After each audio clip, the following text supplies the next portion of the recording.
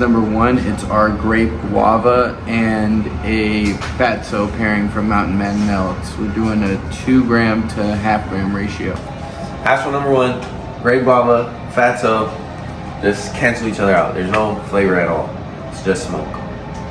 Number 2, we got the grape guava with OGZ hash rosin from Mountain Man Melts. So we're gonna see how this pairing goes. The last one on joint number 1 was no bueno. That's what we're here for this whole entire process. We're really just searching out taste. We don't care about the ash color, we don't care about the oil ring, we don't care about none of it. We just want to make sure that it tastes good. Because that's the biggest hurdle, in my opinion, with developing hash holes is the taste. Because too much hash, the hash and the flour will cancel each other out sometimes and overpower, where you get this oil taste and it just doesn't taste like good wheat.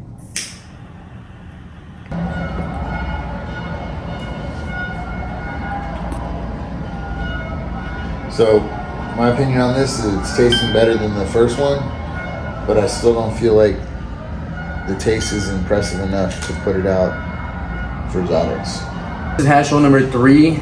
This is our OG and Gouda from Mountain Man Melts. Good view in your water. This one just ain't it. This is number 3. Is this number 3? Yeah, number 3. It's got that bland taste. That's the thing with hash rolls. That's why we're putting in all this effort. Like, you guys don't see it behind the scenes, but just to get the ingredients for this, to get all the different hashes from all the different hash makers, and then us as the brand Zatix, we have 4 main flavors of flour. So let's say we get 1 hash strain from 1 hash maker. Now we got to pair that with all 4 of our flours, smoke that, see which combination smokes best, and there's no guarantee that there is going to be a winner. So we could try a bunch of hash flavors with all of our 4 flavors of flour and still not find a good candidate. So it's about finding the right blend where it's like they hit it off together, the hash and the flour, and it's a match made in heaven. That's what we're looking for. And until we find it, we're not releasing the hash rolls. The OG flour and the spritzer hash rosin from Mountain Man Melts. Now the spritzer has a really good taste. It's a very unique taste on the hash. So I really want it to taste good with the OG, but the common knowledge with hash rolls is you can have some really good tasting flour and some really good tasting hash rosin. And when you put them together, it tastes like shit. So I hope that's not the case here. I want it to taste good. We'll see.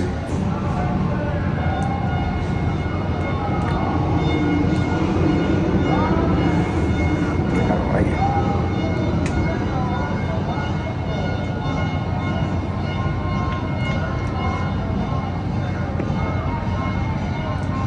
I might be biased because I really like the spritzer, so I think I want to like it.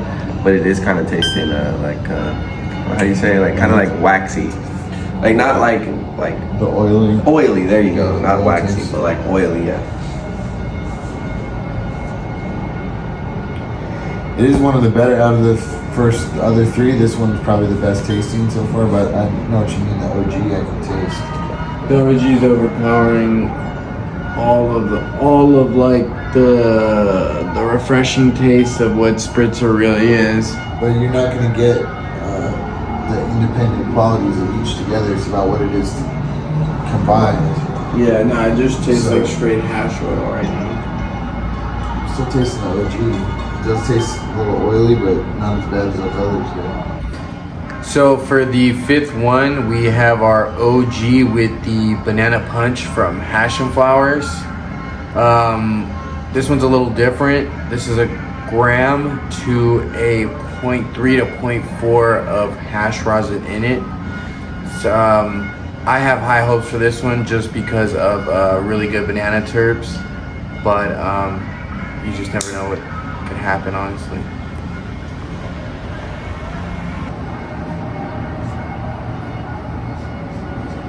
What I'm getting is kind of like banana funk. The OG with a slight taste, like a tint of banana terps.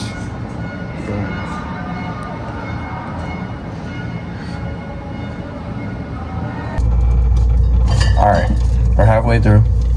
OG times OGZ. See what it do.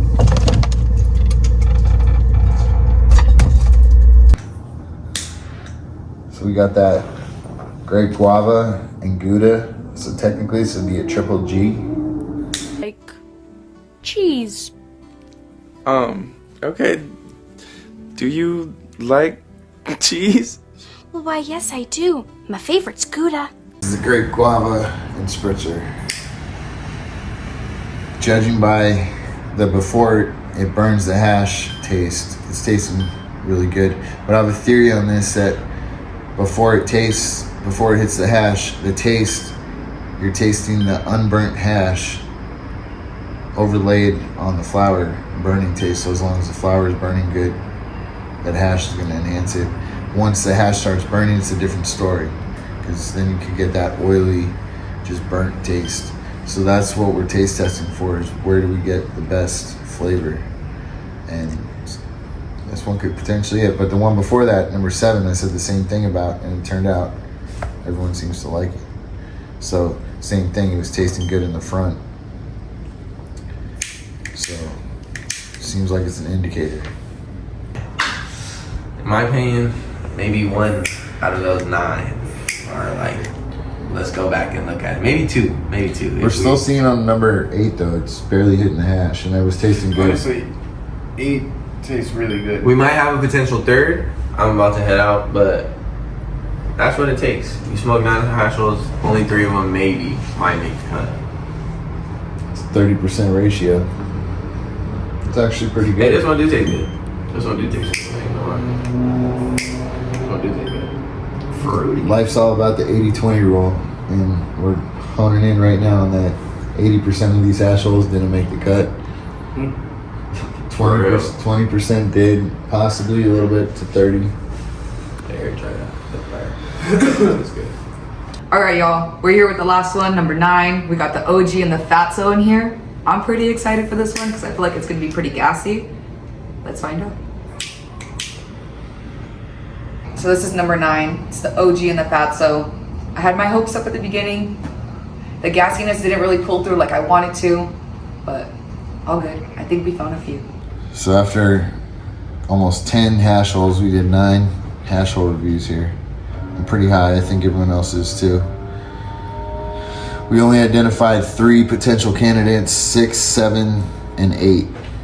Number 6, 7, and 8. So we'll put the strains on here,